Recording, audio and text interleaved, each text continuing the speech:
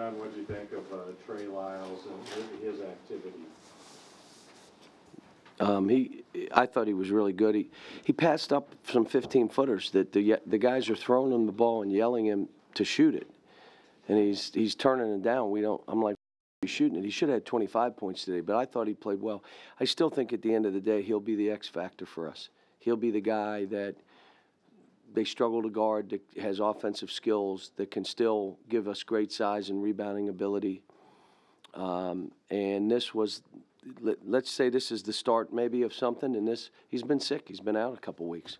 Have you been playing at the 4 more by design, or is that just calculated? No, I'll throw him in because I want him in the post some, because he's a really good post-up player. And he's a 3-4. That's what he is. We're making him guard guards. It's great for him to have to learn to do it. But he can guard a 5 if he has to. He's 6'10".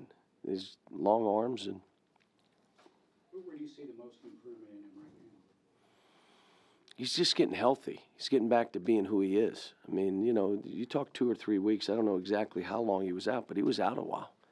And then when you're not only out, you're sick. And so the one thing we made sure is he didn't lose weight. We fed him, and we had people over there daily making sure, checking his weight 3 times a day, because that was what I feared, that if his weight went down 15, 20 pounds, he may never recover from it.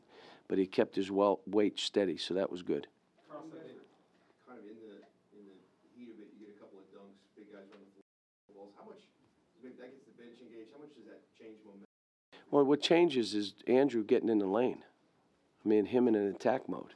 See, look, I just told the guys after the game, I just said, look, I can fight you for the next 40 days if that's what you want, and I will fight you. Or you just play how you're capable of playing, which means they know what we want them to do and how we want them to play. But it's really hard to play that way. It's really hard to play with that much intensity. It's really hard to focus on every possession. It's really hard to not have breakdowns. And we have guys, like we got on Aaron. Aaron, why are you settling for all threes? So the second half he drives the ball, and look at it. He's a different player. But it's easier to shoot threes than it is drive because you're going to have to risk something. I want Willie to risk more. Risk. Go make a play. He shot an air ball at the foul line, so then he stopped playing offensively. That's crazy. You're the best player on the floor. Go play. So like I told him, Tyler didn't play great. Dakari didn't play great. Those two struggled. But that's okay. We did fine, and we'll figure it out. And last game, Dakari was out of his mind, played great. But it's, like I said, it's a long season, 3 games left, regular season, on the road, ice storm. No, we got to stay. Can't get out. I mean, this was a trap game, to be honest with you. And I thought Mississippi State played well. I really did. They missed free throws. If they made free throws, it probably could have beat us. At one point, they'd have been up if they had made, I don't know exactly what they shot from the line. Well, I guess I just saw a bunch of misses. Is Willie the type of guy who will take what you said today and apply it in the future? I hope they all do, because if not, I'm going to be fighting them the whole game. I'm not going to settle for anything that's not the best version of them. They know how we want them to play. They know what they're capable of. They know when they're at their best and they're in attack mode and they're playing with – they know what they look like, but it's really difficult to do that. And the thing I keep saying – and if you hit a game where you don't play well like Dakari today, I just don't play you that much. Now come back the next. If you would have seen Dakari last game, you would have said, "Oh my gosh." Well, it's hard for kids to play great every night out. They're just not going to. This is a great team to be a player that every once in a while, if I don't play well, it's good. He just won't play me as much this game. I'll come back next game and I'll play well.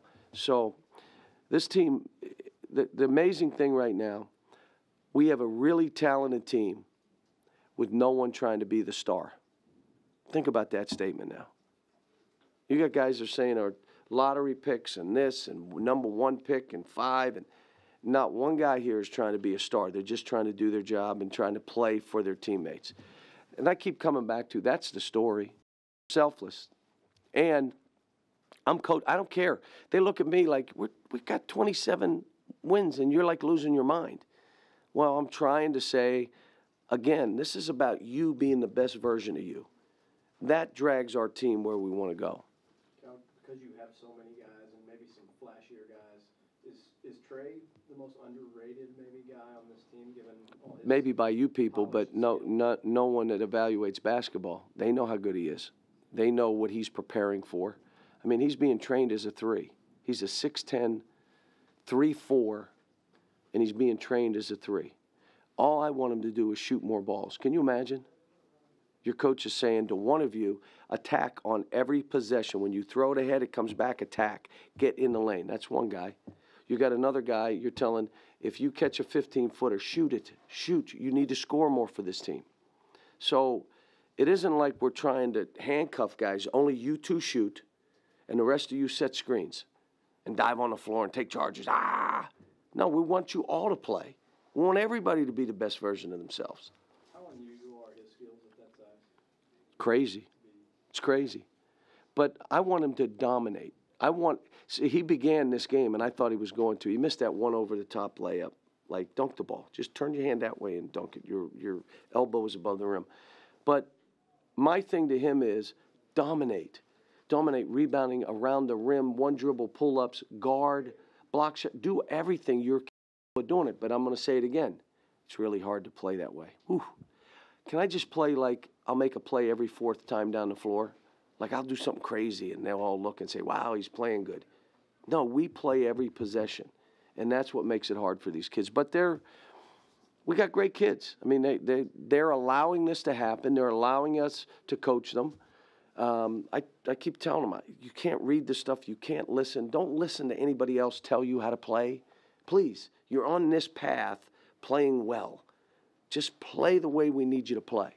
With all the media scrutiny, how hard do you think it is for them to tune it out right now? Impossible. I tell them all the time I couldn't do what they do.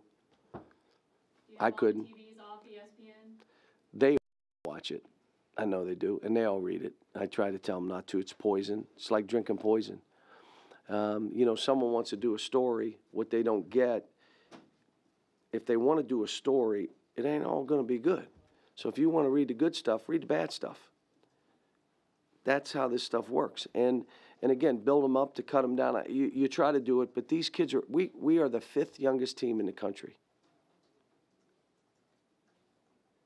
And they're dealing with all this. And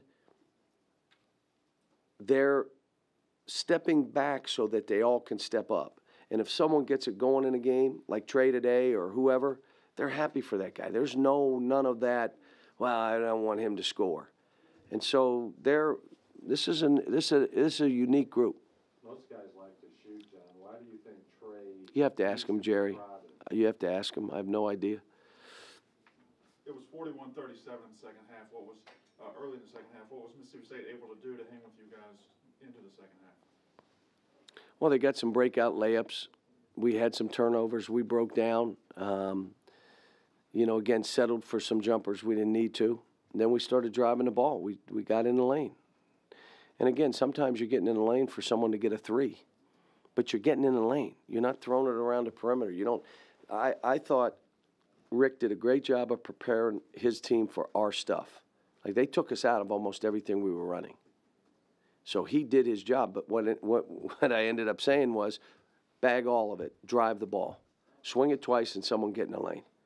And that's basically what we did in that second half, because we couldn't get a ball back. They denied us passes. Rick had them prepared to play.